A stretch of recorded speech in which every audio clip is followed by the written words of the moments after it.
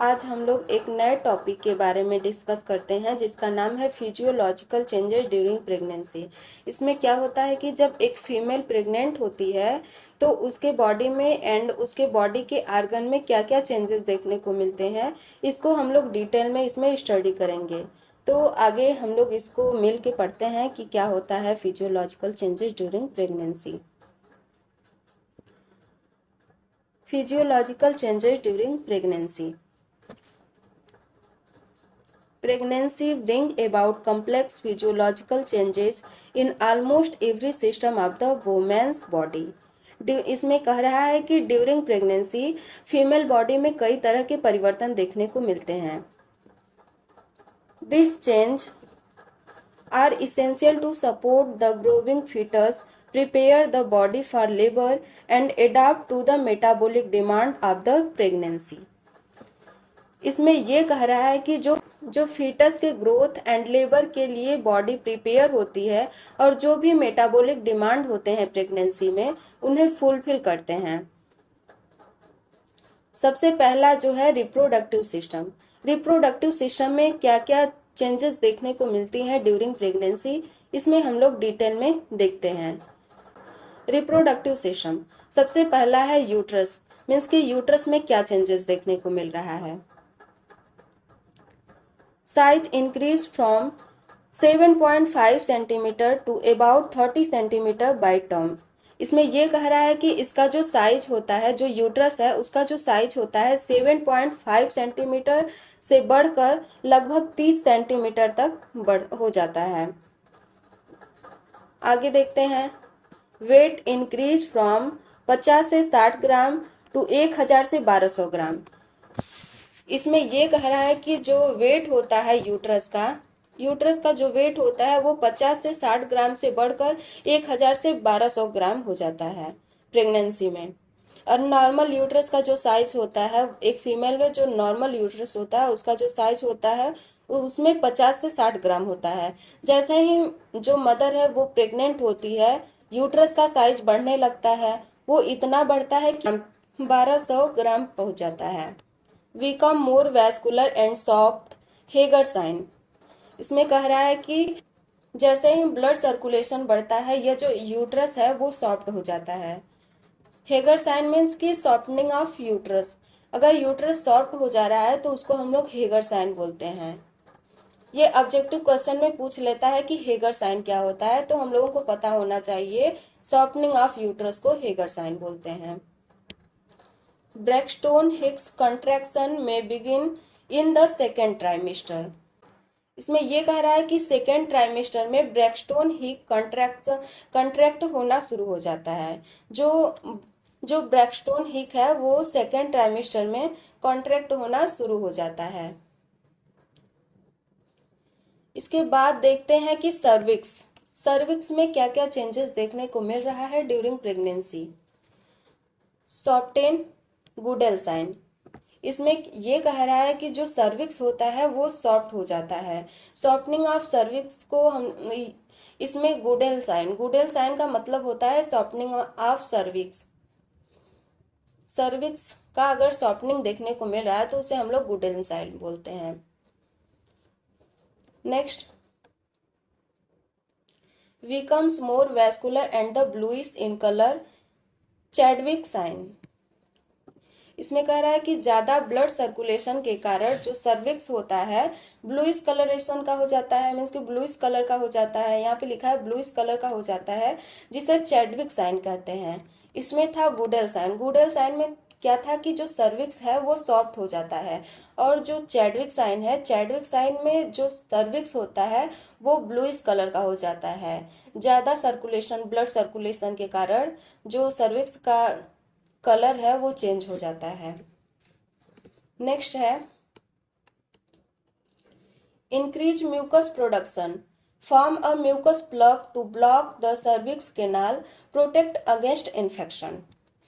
इसमें यह कह रहा है कि एक मोटा म्यूकस प्लग का प्रोडक्शन होता है जो सर्वाइकल कैनाल को ब्लॉक कर देता है, जो इन्फेक्शन से प्रोटेक्ट करता है।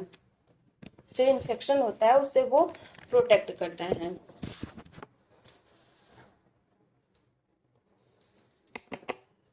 नेक्स्ट है वेजाइना एंड वल्वा।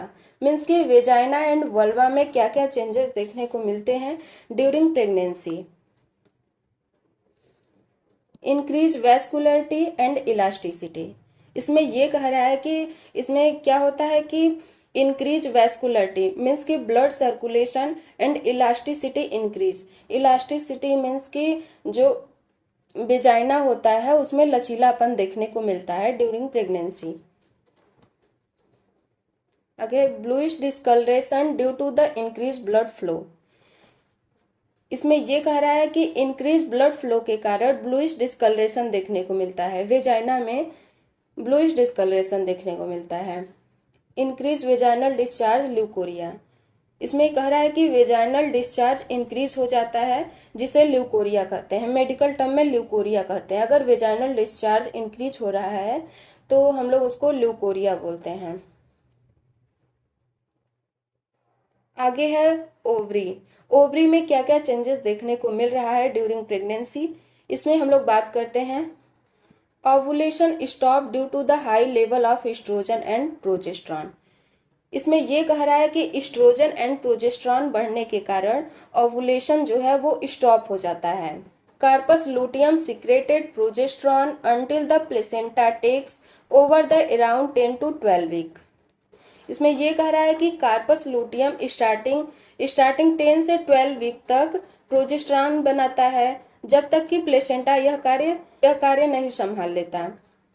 जैसे कि जब तक ये प्लेसेंटा अपना कार्य नहीं संभाल लेता तब तक ये कार्पस लूटियम प्रोजेस्टेरॉन बनाता रहता है। नेक्स्ट है एंडोक्राइन सिस्टम। फर्स्ट हम लोग पढ़े हैं रिप्रोडक्टिव सिस्टम। रिप्रोडक्टिव में क्या क्या चेंजेस देखने को मिलता था हम लोग सब कुछ इसमें डिस्कस कर चुके हैं। नेक्स्ट है इसके बाद एंडोक्राइन सिस्टम, मीन्स के एंडोक्राइन सिस्टम में क्या क्या चेंजेस देखने को मिल रहे हैं। Placenta becomes an endocrine organ and secreted HCG, HPL, estrogen, progesterone and relaxin. इसमें कह रहा है कि प्लेसेंटा एक इंडोक्राइन ऑर्गन बन जाता है जो HCG, HPL, oestrogen, progesterone and relaxin का सिक्रेशन करता है। Next, thyroid gland enlarge slightly and increase hormones production, increase BMR। इसमें यह कह रहा है कि थायराइड ग्लैंड थोड़ी बढ़ जाती है और हार्मोन्स का जो प्रोडक्शन है वो बढ़ जाता है। बीएमआर का फुल फॉर्म होता है बेसल मेटाबॉलिक रेट। इसके बेसल मेटाबॉलिक रेट जो है वो इंक्रीज हो जाता है। Pituitary gland enlarge, pituitary gland enlarge हो जाती है। Increase prolactin for milk production, जिससे प्रोलैक्टिन इंक्रीज हो जाते हैं मिल्क प्रोडक्शन के लिए। Decrease FSH and LH due to negative feedback. इसमें यह कह रहा है कि FSH एंड LH डिक्रीज हो जाते हैं निगेटिव फीडबैक के कारण। Pancreas increase insulin resistance gestational diabetes risk. इसमें यह कह रहा है कि पेनक्रियाज इंसुलिन रेजिस्टेंस को बढ़ाता है जिससे कि गैस्टेशनल डायबिटीज का जो रिस्क है वो बढ़ जाता है। नेक्स्ट थर्ड है कार्डियोवैस्कुलर सिस्टम। मीन्स कि कार्डियोवैस्कुलर सिस्टम में क्या क्या चेंजेस देखने को मिलते हैं during pregnancy. Blood volume increase by 30 to 50% to meet the demand of the fetus and placenta. इसमें यह कह रहा है कि फीटस एंड प्लेसेंटा की डिमांड को फुलफिल करने के कारण ब्लड की वॉल्यूम 30 से 50% तक बढ़ जाती है। कार्डियक आउटपुट यहाँ पे नेक्स्ट है। Cardiac output increase by 30 to 50% due to increase stroke volume and heart rate. Cardiac output increase by 30 to 50% due to increase stroke volume and heart rate. इसमें यह कह रहा है कि कार्डियक आउटपुट इंक्रीज हो जाता है stroke volume and heart rate बढ़ने के कारण। 30 से 50% इसका जो वॉल्यूम है वो इंक्रीज हो जाता है। Heart rate increase by 10 to 50 beats per minute.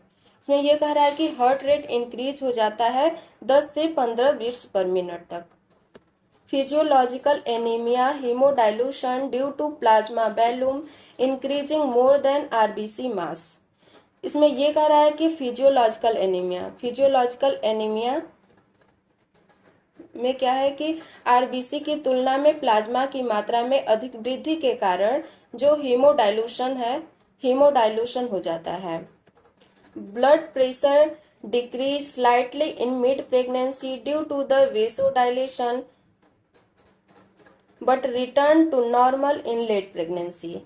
इसमें यह कह रहा है कि मिड प्रेगनेंसी में ब्लड प्रेशर थोड़ा डिक्रीज हो जाता है, लेकिन प्रेगनेंसी के लास्ट टाइम में यह नॉर्मल हो जाता है। जैसे ही प्रेगनेंसी का लास्ट टाइम होता है ये डिक्रीज हुआ हुआ फिर से नॉर्मल हो जाता है।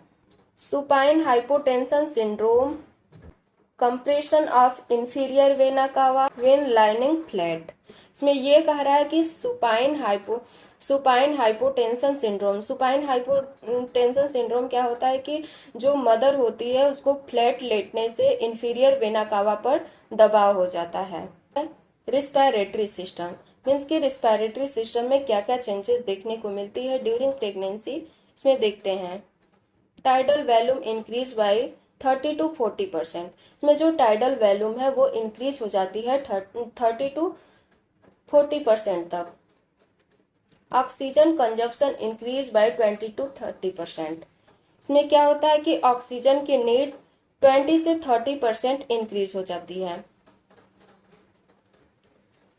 Diaphragm is elevated due to the enlarge uterus. इसमें क्या होता है कि ये कह रहा है कि इसमें क्या कह रहा है कि यूट्रस के इनलार्ज होने के कारण जो डायाफ्राम है वो ऊपर उठ जाता है। जैसे यूट्रस इनलार्ज होगा जो डायाफ्राम है वो ऊपर उठेगा, तभी तो उसमें स्पेस बनेगा बेबी के रहने के लिए। नेक्स्ट है mild shortness of breath is common. Means कि सांस लेने में हल्की तकलीफ होना तो आम बात होता है, कॉमन होता है। Respiratory rate remain unchange or the slightly increase.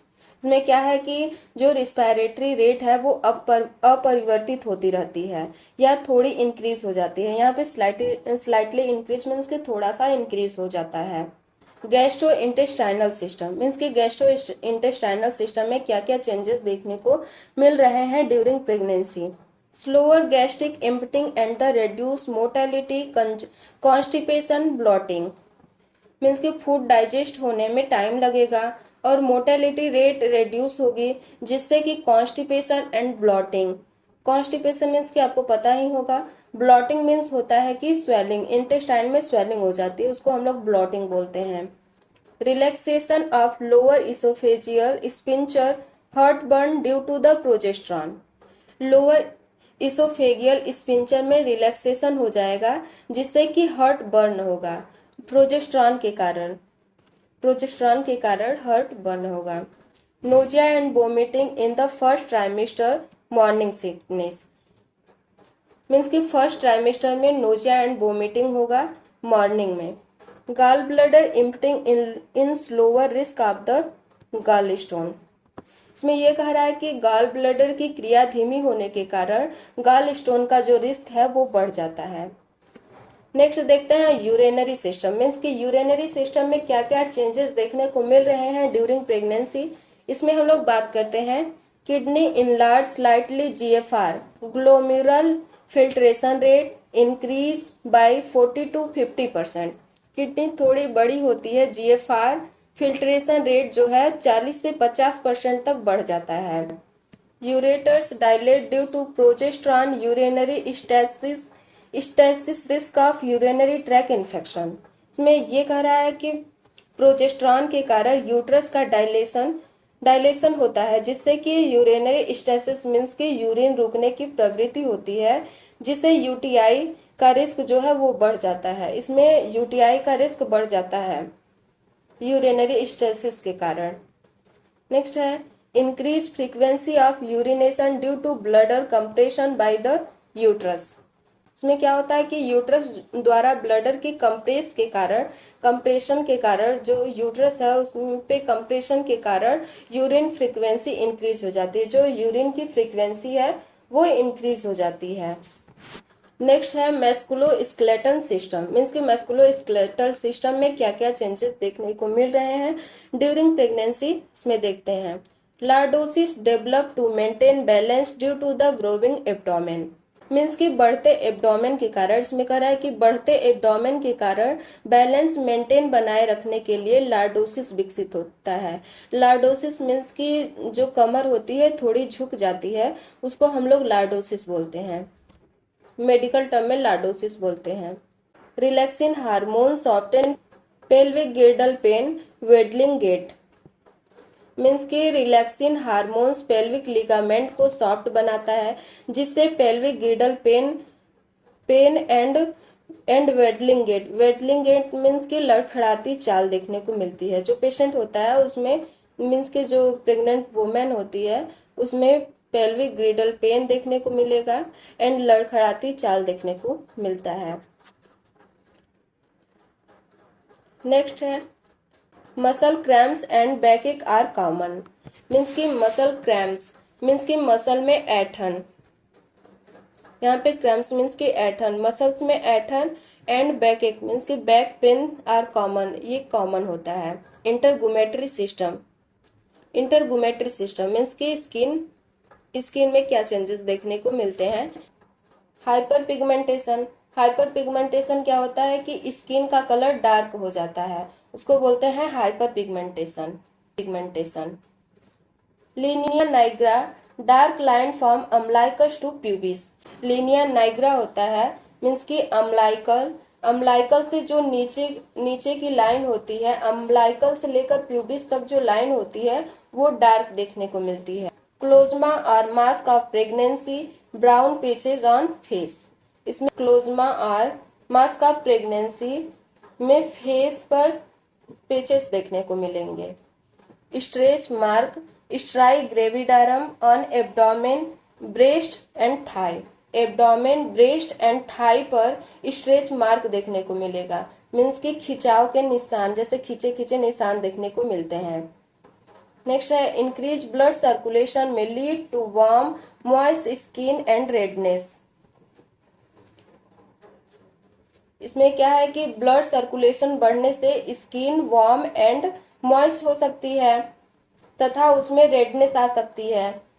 Next physiological changes में है ब्रेस्ट, मीन्स कि ब्रेस्ट में क्या क्या चेंजेस देखने को मिल रहे हैं इसमें देखते हैं। Enlargement and tenderness due to the oestrogen and progesterone. Breast में एस्ट्रोजन, इसमें कह रहा है कि ब्रेस्ट में एस्ट्रोजन एंड प्रोजेस्टेरॉन के कारण इनलार्जमेंट एंड टेंडरनेस देखने को मिलता है। एर्बुलाई डार्केन मोंटोगोमेरी ग्लैंड बिकम प्रोमिनेंट। इसमें कह रहा है कि एर्बुलाई जो है डार्क कलर हो जाती है एंड मोंटोगोमेरी ग्लैंड जो है प्रोमिनेंट हो जाती है। कोलेस्ट्रॉम सेक्रेशन में begin in the third trimester. Colostrum का सिक्रेशन थर्ड ट्राइमेस्टर में शुरू हो जाता है। नेक्स्ट है physiological changes. Metabolic changes means कि मेटाबॉलिक क्या क्या चेंजेस देखने को मिल रहे हैं। Basal metabolic rate BMR increase, means कि जो बेसल मेटाबॉलिक रेट है वो इंक्रीज हो जाता है। Weight gain recommended 11 to 16 kg in normal pregnancy. इसमें यह कह रहा है कि इसमें वेट गेन होता है नॉर्मल प्रेगनेंसी में 11 से 16 kg वेट रिकमेंडेड होता है। Next increase demand for protein iron calcium folic acid, means कि protein iron calcium folic acid का डिमांड जो है वो बढ़ जाता है। हिमेटोलॉजिकल चेंजेस, मीन्स कि हिमेटोलॉजिकल चेंजेस क्या क्या देखने को मिलते हैं। RBC mass increase but plasma volume increase more dilution anaemia.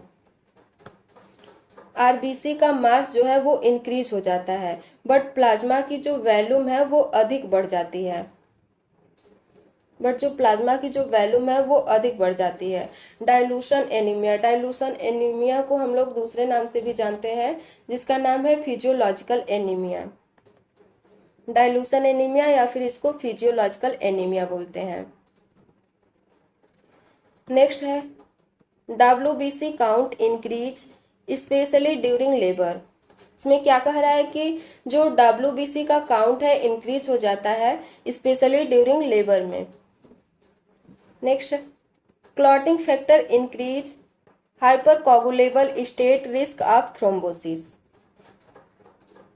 इसमें क्या है कि क्लॉटिंग फैक्टर इंक्रीज हो जाता है, जिससे थ्रोम्बोसिस का जो रिस्क है वो बढ़ जाता है। थ्रोम्बोसिस मीन्स कि ब्लड क्लॉटिंग, क्लॉटिंग को हम लोग थ्रोम्बोसिस बोलते हैं।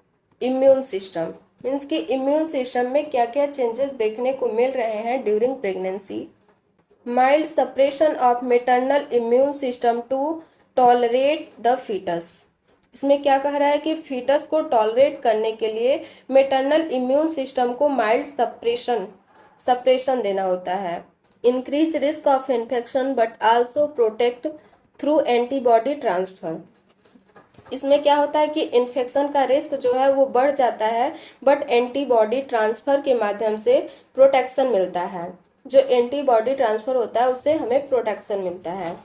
Nursing consideration in OBG, monitor vital sign, weight gain, lab volume regularly. इसमें क्या होता है कि monitor sign, weight gain and lab volume को रेगुलरली चेक करना है। Educate about normal changes and danger sign, means कि प्रेगनेंसी में होने वाले नॉर्मल चेंजेस के बारे में एजुकेट करना है। जैसे कोई कोई वुमेन होती है, उनको नहीं पता होता है कि क्या क्या नॉर्मल प्रेगनेंसी में क्या क्या चेंजेस देखने को मिलते हैं, तो उन्हें बहुत ज़्यादा घबराहट होने लगती है कि ये कैसा चेंजेस बॉडी में देखने को मिल रहा है। तो उन्हें पहले से ही एजुकेट कर देना है कि आपकी प्रेगनेंसी में क्या क्या चेंजेस देखने को मिलेगी बॉडी में। Provide support for discomfort, बैकएक, leg cramps and nausea, means कि बैकएक हो गया, लेग क्रैम्प हो गया, नोजिया हो गया, ये सब डिस्कम्फर्ट अगर पेशेंट को दिखने को मिल रहे हैं तो हमें उन्हें सपोर्ट प्रोवाइड करना है।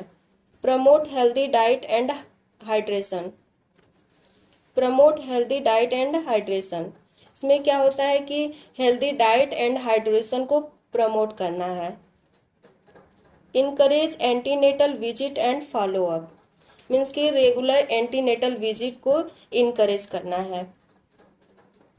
Assess for emotional and psychological wellbeing, means कि इमोशनल एंड साइकोलॉजिकल वेलबींग के लिए असेस करना है। थैंक यू क्लास, अब मिलते हैं नेक्स्ट वीडियो में, तब तक के लिए थैंक यू।